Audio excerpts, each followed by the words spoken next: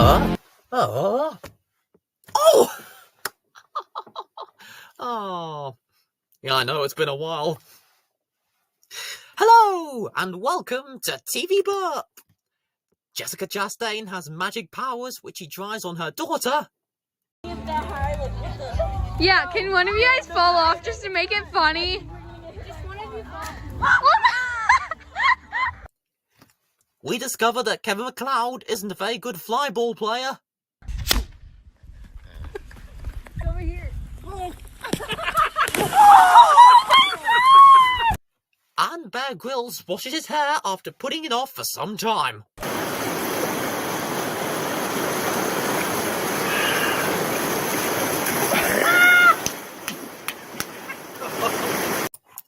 Coronation Street now, and this week, Dee Dee Bailey dug for dirt on Joel Deering via his ex-employer. Betsy Swain put Dylan Wilson in the friend zone. The Cords had their first day at school, and Stephen Brent's wife Coral introduced herself to Abby Webster. Now, I was surprised to see Amy Poehler appear on the street.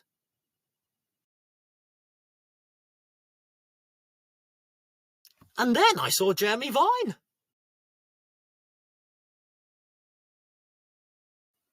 This isn't another celebrity I spotted out in the cobbles, but I spotted some ivy growing in Mal Walcott's kitchen. That'll be tricky for him first thing in the morning when he's not fully awake. Oh, what a beautiful day it is out there on Coronation Street today. Now, time for my morning coffee. Oh, I see. What's this? Oh, I'm not fully awake, so I can't really see what that is. But it looks like green stuff to me. On my foot. Get off. Oh, no.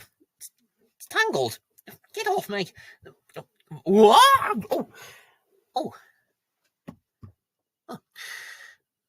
I tripped right over to my kettle. Right, I'll just get some coffee out of the cupboard.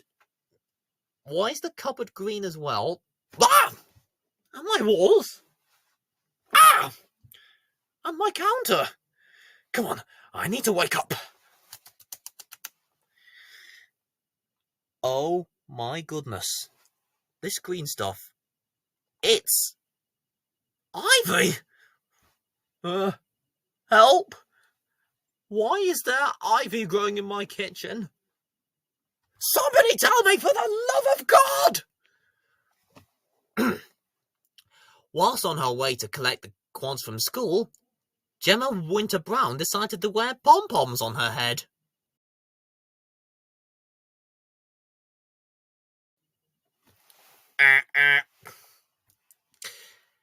Now, it was sad to see that Kevin and Abby Webster forgot to follow a quote hanging from their kitchen cupboard.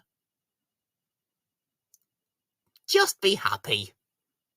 Come on, people! The quote is literally hanging from your kitchen cupboard, and you're standing right next to it.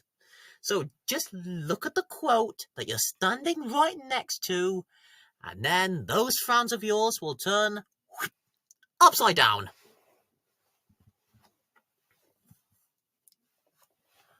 They'll turn upside down, just like that. Oh, thank you very much. I'll start the show. Yeah, those frowns on your faces will turn upside down, just like that. Thank you very much. Now, you young people won't understand what I'm talking about, but the older people watching will. I was doing Tommy Cooper. Which brings us to our best spoken sentence of the week, said by Abby Webster. Best spoken sentence of the week. Best spoken sentence of the week. The Tower now.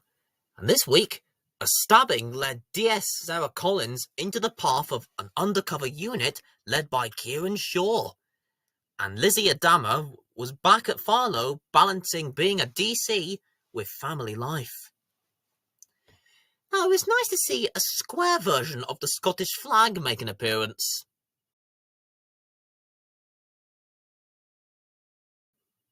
It wasn't just Spency who was stabbed. It looked like Steve's front door had been stabbed as well. This is exactly what happens to front doors when people try to break in.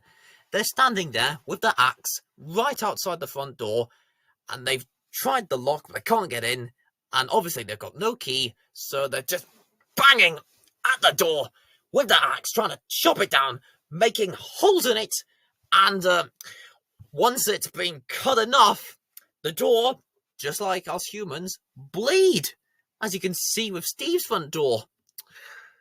That poor, poor door. Looks like Steve needs to get a new front door, if that one dies. Talking of Steve, it was his birthday! But he seemed disappointed about the size of his cake. Do you see why he's disappointed? That's not big enough to feed his family! Now, I don't think that Lizzie is a good parent to her baby son Josh, because when she was talking to Kieran Shaw, who came to visit her, she, in the same room as Josh, told Kieran to f*** off. Shocking, isn't it? If I was a dad, I would never swear in front of my children, even when I'm having a conversation with an adult. You know, when I announced that this show was coming back for a second series, I was very excited because, as you know, this is my own version of my favourite TV show of all time, and it was 2 years since the first series of this show came out, so I thought you'd been waiting long enough. Can you please tell that person outside to stop beating their car horn? Emmerdale now! And this week, Will Taylor was trying to work out the identity of his blackmailer with Jimmy King helping him. Now you may be wondering, who is blackmailing Will? Well, the answer is me! And I have a reason to do so. You see, earlier in the year, I lent Will my Jack and Victor whiskey for him to borrow, and I still haven't had it back. Come in. Oh, my Jack and Victor whiskey. Thank you so much. Thank you. Hope there's still some left. Let's see.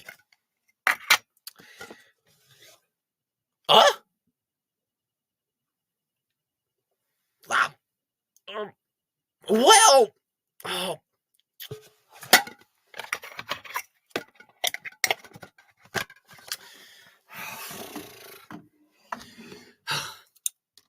Also in the village, Nate Robinson revealed to Mac Boyd that he'd been offered a job on a wind farm in Scotland, and he had to decide whether to take it by the next day. He better not blow his chance. It's a joke! Meanwhile, Aaron Dingle was having a cup of tea and socialising with the Oars he made friends with in Hyde Bistro.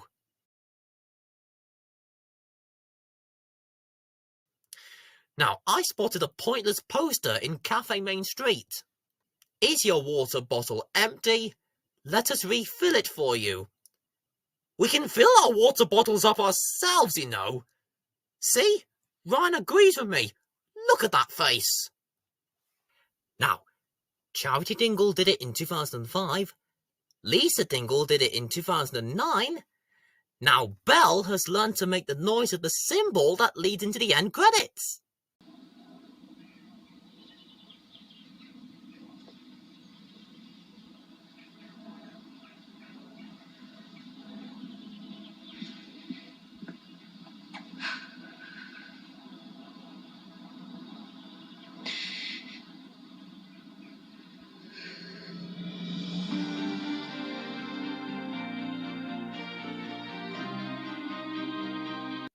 Yeah, I can do that.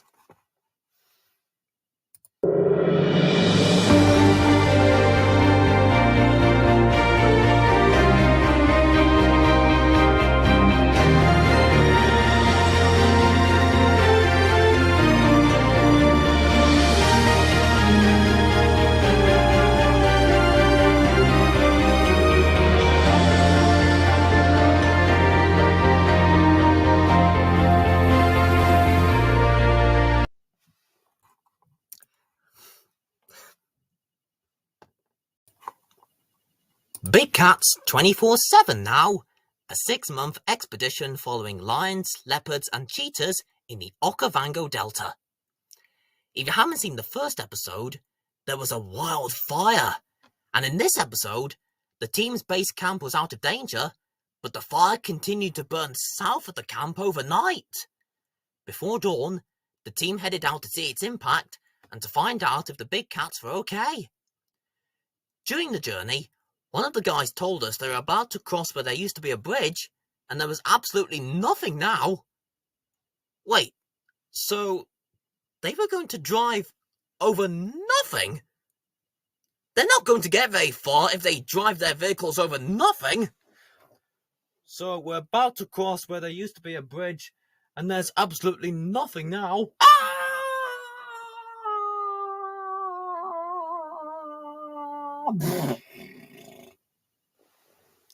You see? They should have turned round and gone back. Now, for those cat lovers who are watching and saying, "Oscar, for the love of God, please tell me if the cat survived!" Don't worry, because Gordon Buchanan found the cubs alive and well. The experienced mothers have kept their cubs safe. But in the burnt landscape, the safety of the whole pride was up to the 10-year-old male lions named Big Toe and Madumo. They are 2 lions, but there is one force of nature because of the bond that they share.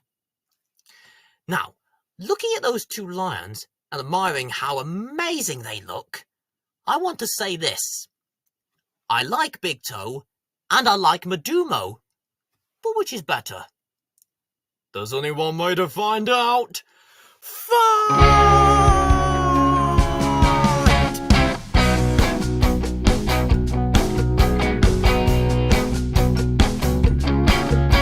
Hang on.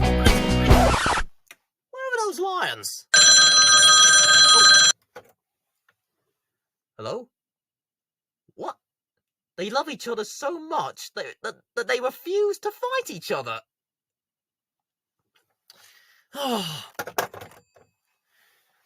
What a great start to the series. That's all from us here. See you next week.